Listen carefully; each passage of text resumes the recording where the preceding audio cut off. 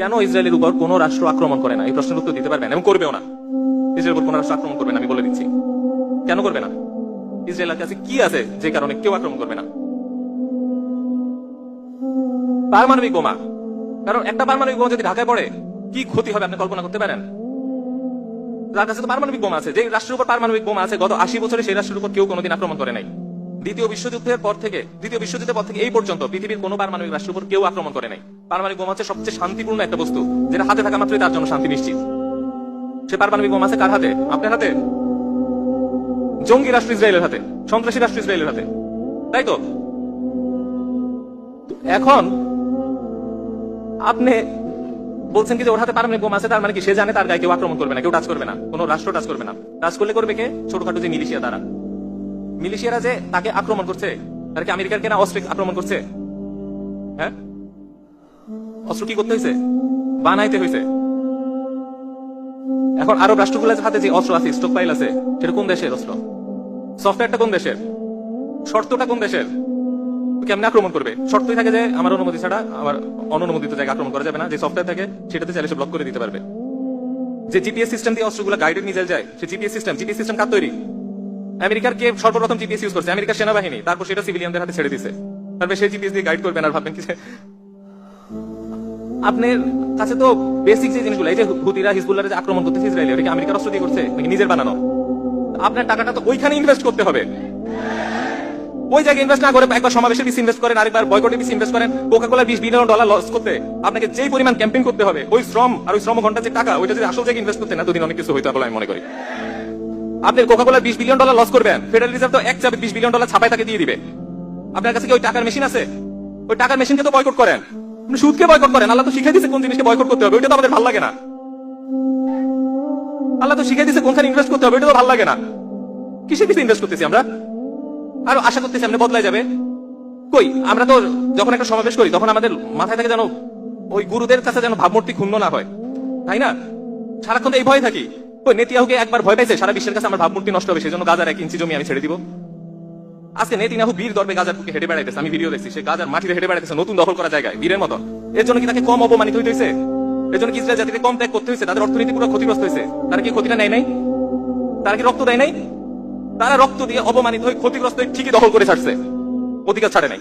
আর আমরা অপমানিত হব না, অর্থনীতি ক্ষতি করা যাবে না, ভাই কোনো ত্যাগ করা যাবে না। সেই জন্য কি আজকে আমরা কাঁদতেছি, ওরা হাসতেছে। আপনি যদি সুন্নতকে দেখেন, যে সুন্নতটা আমরা ছেড়ে দিছি সেটা সে গ্রহণ করে ফেলছে, সেই জন্য সে দখল করতেছে আর আমরা দখল ছাড়তেছি। রাসূল সাল্লাল্লাহু আলাইহি ওয়াসাল্লাম কি কখনো বলছে মক্কার কাফেরদের কাছে ভাবমূর্তি যেন থাকে, সেই জন্য আমি যুদ্ধ করে নতুন জমি করবো না, এক্সপান্ড করবো না, সাম্রাজ্য ছড়াবো না? বলছে? তো রাসূল সাল্লাল্লাহু আলাইহি ওয়াসাল্লামকে মানুষ গালি দেয় নাই?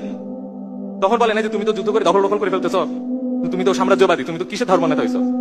মানুষকে তখন এভাবে চার্জ করার চেষ্টা করে নাই? তো রাসূল সাল্লাল্লাহু আলাইহি ওয়াসাল্লাম কি বলছে? না আসলে তো ঠিকই, তো আমার ভাবমূর্তি রক্ষা করতে হবে, আমি শান্তিপূর্ণভাবে গান্ধীর মতো, মহাত্মা গান্ধীর মতো হয়ে যাই, বলছে?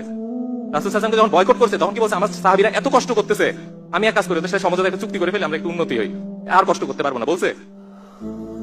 ত্যাগ কিন্তু করছে, ত্যাগ করে সাম্রাজ্য বড় করছে। বড় করার পর কি থেমে গেছে? যাক, আমি যেহেতু মক্কা দখল করছি, এখন থেকে শান্তি, আর কারোর সাথে লড়াই নেই, সবার বন্ধু, বলছে?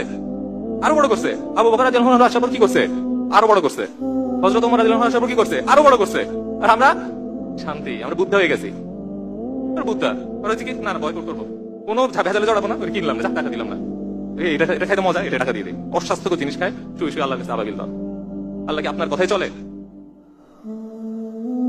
আজকে আমরা যে সুন্নতকে হারাইছি, সেই সুন্নত গুলা দিয়ে ইসরায়েল কিন্তু তার ভূমি বাড়াই ফেলতেছে।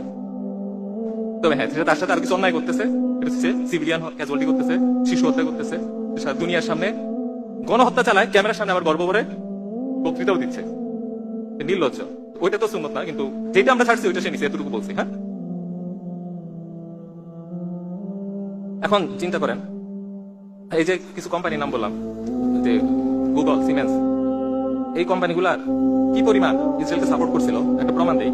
ইউরোপে যে সবচেয়ে বড় টেক সামিট হয়, ওয়েব3 সামিট, এই সামিটে যে হোস্ট, সে একবার বলছিল যে যুদ্ধাপরাধ তো যুদ্ধাপরাধী, তারা যে পক্ষই করো, যদি ওই পক্ষ করে তাও যুদ্ধাপরাধ, এই পক্ষ করলে যুদ্ধাপরাধ, আমরা তো যুদ্ধাপরাধের বিরুদ্ধে কথা বলতে পারি। শুধু এই কথা কেন বললো? সেই জন্য গুগল আর সিমেন্স ওই সামিট ত্যাগ করলো, সেকুয়া ক্যাপিটাল ওই সামিট ত্যাগ করলো, তারপর ফেসবুকে ত্যাগ করলো। এদেরকে এই যে এইসব কোম্পানিগুলা এইভাবে ওপেনলি একটা অপরাধীকে সমর্থন করলো এবং এর কারণে ওই পুরো মনে করেন অনুষ্ঠানটাই বরবাদ হয়ে গেল। ওই কোম্পানিগুলোর ইনভেস্টরকে আপনি যদি দেখেন, আমাদের মধ্যপ্রাচ্যে যে তেল সমৃদ্ধ রাষ্ট্রগুলো আছে তার ওই কোম্পানিগুলার একটা বড় ইনভেস্টর। এবং আমেরিকা যে ছোট কোম্পানি আছে, এমনকি আমেরিকা সরকারকে কে ঋণ দেয় ওই লিস্টেও আমাদের মধ্যপ্রাচ্যের রাষ্ট্রগুলোর নাম আছে, এমনকি বাংলাদেশও আছে। কিভাবে? বাংলাদেশ ডলার রিজার্ভ করে সঞ্চয়পত্র কিনে না, আমেরিকা সরকারের সঞ্চয়পত্র, ওইটা হচ্ছে আমেরিকা সরকারকে ঋণ দেওয়া। ইসরায়েল ভালো করে জানে তারপর কেউ কিছু করবে না, তার আছে পারমাণবিক বোমা, আর আমাদের আছে কি আবেগ। যখন মানুষ খালি হাতে লড়াই করতো, তারপরে হঠাৎ করে একজন তলোয়ার আবিষ্কার করলো, তখন কি আপনি বলেন যে আমি খালি হাতে লড়াই করবো, তুই তলোয়ার নিয়ে আয়? আপনি কি করতে হয়? তলোয়ার বানাইতে হয়। যখন মানুষ পিস্তল আবিষ্কার করলো, তখন কি তলোয়ারের যুগ থাকলো? তলোয়ারের যুগ কি শেষ? চলে গেছে। যেটা চলে গেছে এটার কথা চিন্তা করে তো লাভ নাই। তারপরে কি মানুষ পিস্তলে লড়াই করলো, রাইফেল আসলো, তারপরে কি আসলো? কামান। এই কামান দিয়েই মুসলিমরা ইস্তানবুল জয় করছে, যেটার ভবিষ্যৎবাণী রাসূল করে গেছিল না? আচ্ছা, আরেকটু পড়াশোনা করতে হবে। ওই ইস্তানবুল যেই কামান দিয়ে দখল হয়েছে, সেই কামানের আর্কিটেক্ট কিন্তু মুসলিমও ছিল না, সে ছিল হাঙ্গেরির একটা ইঞ্জিনিয়ার, তাকে আমরা রিক্রুট করছি। টেকনোলজি কত গুরুত্বপূর্ণ বুঝতে পারতেছেন? তার পরবর্তীতে যখন কামানের যুগ আসলো, তখন তো কেউ বলে না যে তীর ধনুক দিয়ে আমি কাজ করবো। তীর ধনুকে যুগ থাকে না।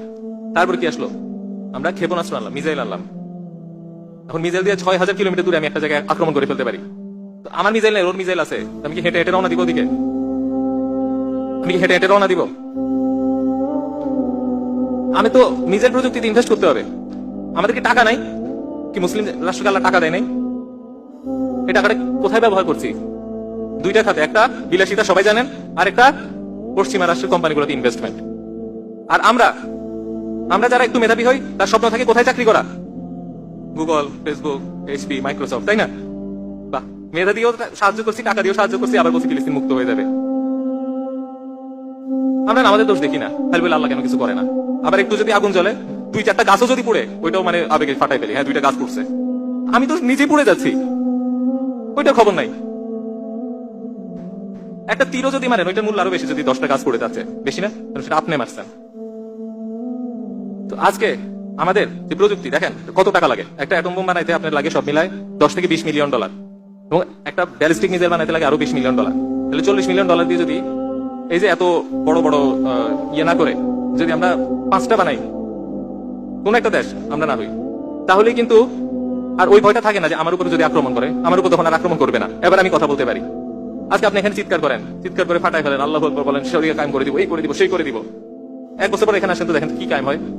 সারা দুনিয়া কেউ আপনার পাত্তা দেয় না, সেই জন্য এটা নিয়ে কেউ মানাও করে না যে কইরো না, এগুলো বলো না। যেদিন আপনি ওই মানে এরোপ্লেনের মানে হুইসেল বাজায়, ওইটা নিয়ে তারপরে হচ্ছে পারমাণবিক বোমা নিয়ে বলবেন এবার কায়েম করতে আসছি, তারপর দেখেন আপনাকে কেমন গনে। ওইটার পিছেই আমাদের মেধা, আমাদের সময়, আমাদের ইনভেস্টমেন্ট হওয়া উচিত জাতিগতভাবে, মুসলিম জাতিগতভাবে। যেদিন ওইটা হবে, ওই দিন মুসলিম জাতিকে সারা বিশ্ব গুনবে, এবং যেদিন ওইটা আর ইমান একসাথে হবে, সেই দিন হবে ইনশাল্লাহ আমরা সবচেয়ে শক্তিশালী একটা জাতি।